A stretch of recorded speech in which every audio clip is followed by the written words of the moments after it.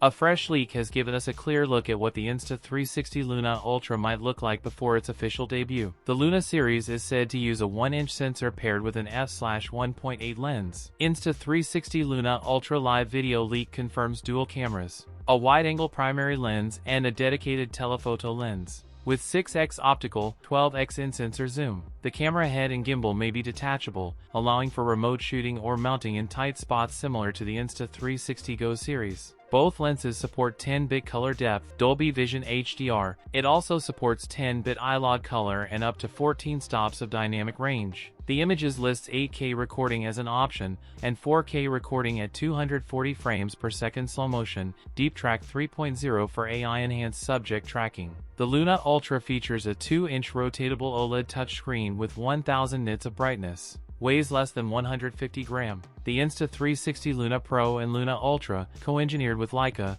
reportedly equipped with a 1550 mAh battery, which is larger than current competitors, offering approximately 180 minutes of use. The Luna Ultra could launch at around 5,299 yen for the standard version. That's it for today's video. If you enjoyed it, don't forget to like, comment, and subscribe for more content. Thanks for watching, and I'll see you in the next one.